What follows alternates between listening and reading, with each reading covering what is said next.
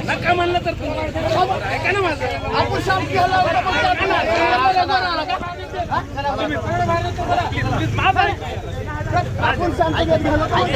एक शांतताप्रिय गाव म्हणून मसाजोग गावाला ओळखलं जात आहे. मागच्या अनेक वर्षापासून हे गाव सलोख्यानं, सामाजिक सलोख्यानं कुठलंही जाती तेढ या गावात नाही आणि जी मतदान प्रक्रिया आहे ती एकदम सुलभतेने आणि शांततेत पार पाडण्याचा इथला एक अनुभव आहे. त्याच पद्धतीने आज देखील शांततेत ही सगळी मतदान प्रक्रिया पूर्ण होईल. विरोधकांकडून जे आरोप करण्यात आले होते आणि त्या आरोपाच्या अनुषंगाने काय म्हणजे निवडणुकीत रणनीती राहील? नाही, आरोप प्रत्यारोप होत असतात, परंतु आपण जर जे आरोप केलाय तो आरोप चुकीचा असेल किंवा तो आरोपच म्हणजे जाणीवपूर्वक केलेला असेल त्याचं उत्तर कधीच द्यायचं नाही. आपण जे सत्य आहे ते कधीच झाकत नाही. सत्य सूर्यासारखं प्रखर असतं, त्यामुळे त्याचे खंडन करायचा काही विषयच येत नाही. जे सत्य आहे ते समोर येतच असतं. आपण एकीकडे बघायला गेलं तर निवडणूक व्हावी असे प्रयत्न झाले होते, मात्र निवडणूक आज मतदान प्रक्रिया पार करत आहे. कसं बघतो?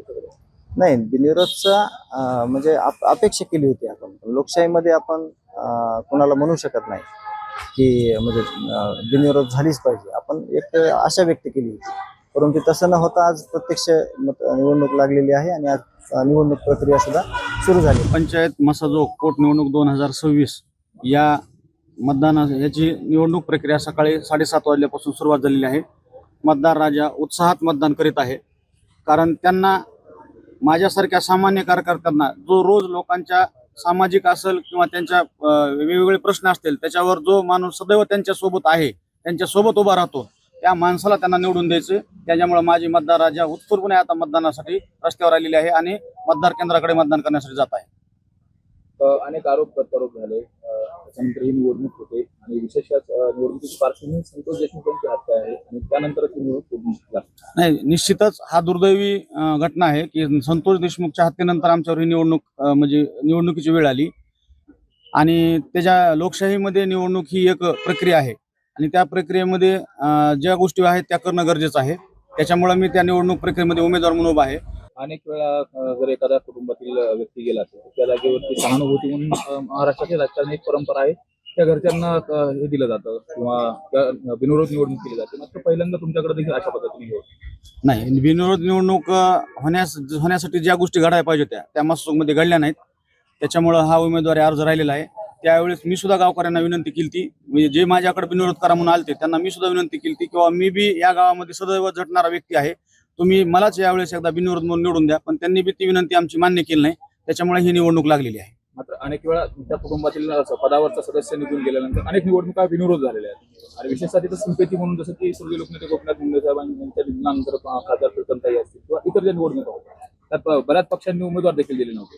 नाही, हो का, सिंपत्ती आज बी संतोष देशमुखच्या कुटुंबाच्या मागे आहे, पण ती न्यायालयीन लढ्यामध्ये. मी वारंवार ती गोष्ट सांगितली, इलेक्शनमध्ये जनता माझ्या मागे आहे, कारण जनतेला त्यांचं काम करणारा माणूस हवा आहे. त्याच्यामुळे जनता 100% मला यावेळेस विजयी करणार आहे.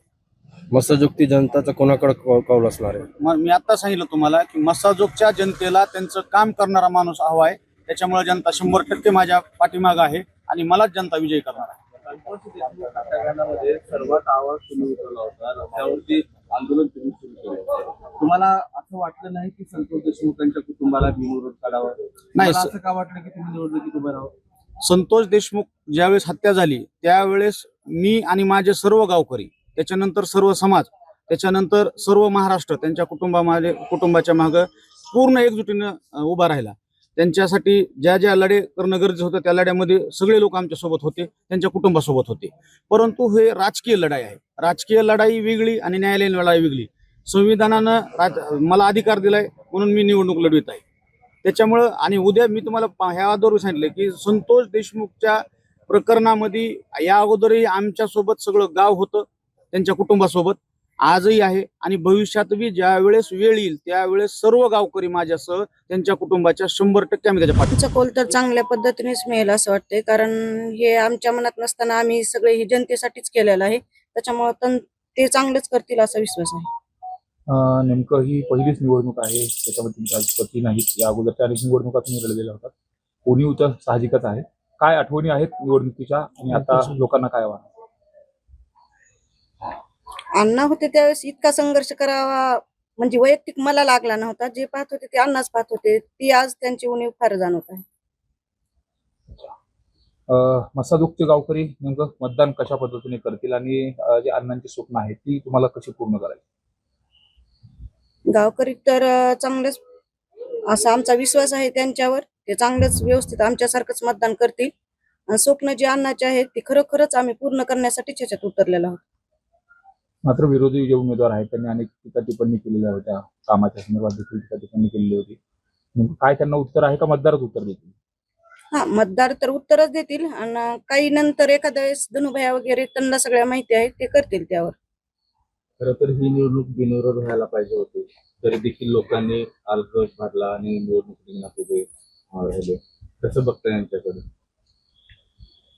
बघायचं आमचं तसं तर गाव म्हणजे हे सर्व जनता जरी असली तर आम्ही इथून पाठीमाग कामं जी केलेली आहेत ती सर्व एक कुटुंबाप्रमाणे केलेले आहेत मिळून. आता लोकशाहीत प्रत्येकाला आहे ती उभारण्याची त्यांची आता इच्छा काय असेल ती माहित नाही आम्हाला. पण तरी पण आम्ही जेवढं होईल तेवढं सगळ्यांना सहकार्य करून सोबतच राहू. उद्या चलून त्यांचं जरी काय झालं तरी आता पुढे काय होईल ती पाहू आम्ही. पण काय लोकांपर्यंत काय तुम्ही घेऊन गेलात? मतदारांना कशा पद्धतीने भेटलात आणि मतदारांचं काय म्हणणं होतं? मतदारांना मी असं समोर जाऊन भेटलेली नाही.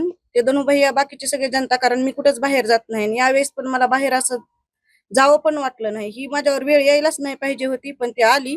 त्याबद्दल आता ती जनता एक अक्षरशः लोक माझ्यापाशी येऊन जनता सगळी म्हणली की ताई तुम्हीच उभा राहा आणि तुम्हीच उभा राहायला पाहिजे ना, अण्णाची स्वप्न तुम्हीच पूर्ण करू शकतात.